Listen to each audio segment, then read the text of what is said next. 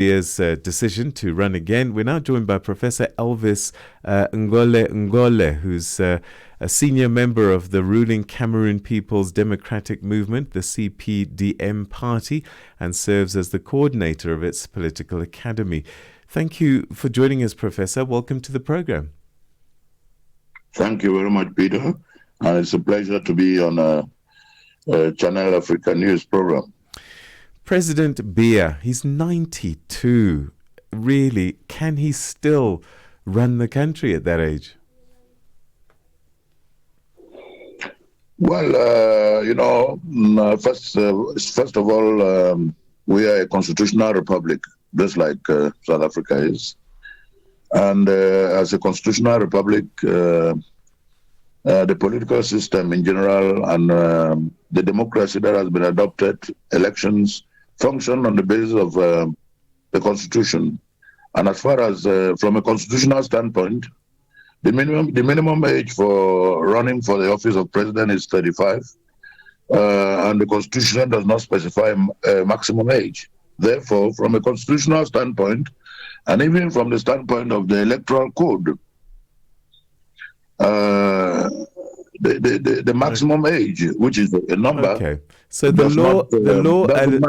law allows him to. What I'm asking is, does he still have the ability to?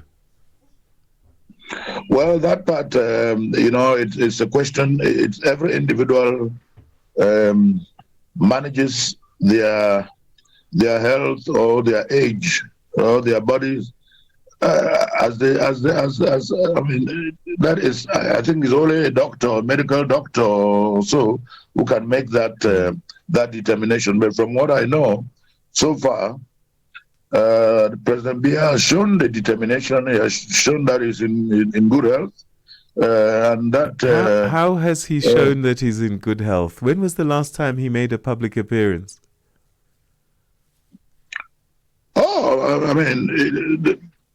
As far as I know, he was around on 20th May, the last 20th May. We all were there, and no one has said that he is out of sight. I mean, he lives just like any citizen. Okay. And let me ask you this: there is no issue on that, unless someone wants to make it an issue. Let me ask you this: last appearance, 20th of May.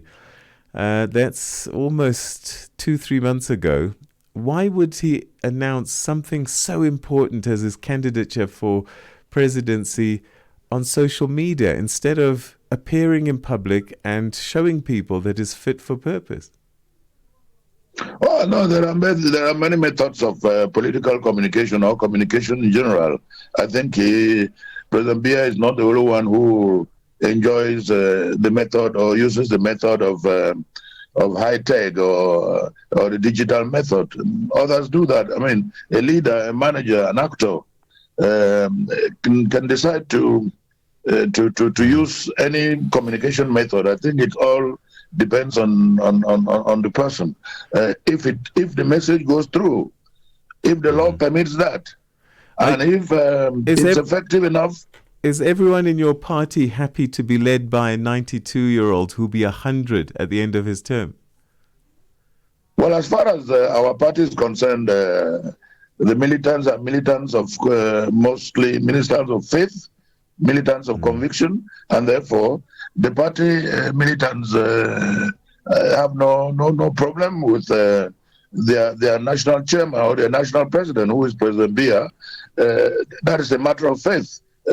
That's a matter of conviction, and so far, the party militants are happy with his leadership of the party. After all, the record is such that he has the political vision.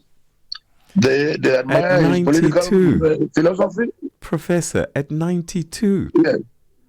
Yes. Shouldn't he be retiring? Don't forget, in the Bantu tradition, and I'm sure that I'm not teaching you anything about that. Age is a mark of wisdom.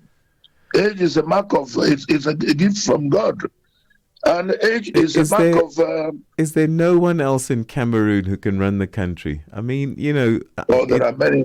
Cameroon has about 30 million citizens, and there are many. And as a republic, we have to believe that there are many. So why But doesn't he all retire? 30 million cannot be president at the same time. Why doesn't he retire? Well, that's a matter of personal choice, and is also a matter of the party that he belongs to. Don't forget, the announcement states clearly, he has responded to the many calls from his party militants, both at home and in the diaspora, and from other Cameroonians who admire his vision and they think that he has the wealth of experience and the wisdom. We shouldn't forget that in African tradition, wisdom matters, experience matters. And so far, the context in which we live in Cameroon is a context in which we need a leader who is like a Moses. We need a leader who has a sense of ponderation. We need a leader who has a great sense of wisdom, and naturally, experience counts in this matter. How much time does he actually spend in Cameroon each year? The reports are that he spends a large part of each year in France and in Europe. Well, as far as I know, I happen to have been honored and I happen to have been privileged to have been his minister for several years. And during my time as a minister, I traveled the world over with him. And as far as I know, he spends a lot of time in Cameroon. In fact, as far as I know, in the last but the year, public don't see him. He has spent much of his time in Cameroon. But people don't see him. Well, everybody has a way of life. I mean, it's no two persons have the same way of life. But as long as he is not violated any law, as long as the party militants and the citizens have not been humiliated or have not their rights have not been abused, as long as the country is functioning, the institutions are functioning, and everybody is going about their business as they are supposed to. What we're that's hearing, a management style. It's a question of style, a leadership style. What we're hearing from the streets is that people are fed up and they want him gone. Well, as you know, political management or leadership is not based on the streets, and it's not done by the streets. There's no doubt that the streets have their own way of looking at things, but you know as well as I do that political decisions or policy making is not made from the streets and is not dictated by the streets, because we understand the psychology and the culture of the streets. I mean, policy making is deliberate, thoughtful, organized thinking, and sometimes the street moves on the basis of emotion or on the basis of passion.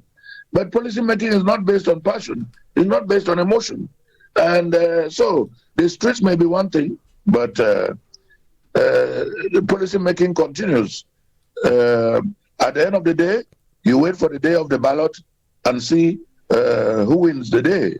Speaking about the ballot, he's been long accused of rigging elections. What's your reaction to that? No, accusations of rigging the elections are accusations made by people who want cheap popularity or who have no more argument or who do not accept that they have failed. I think that rigging is not a Cameroonian phenomenon.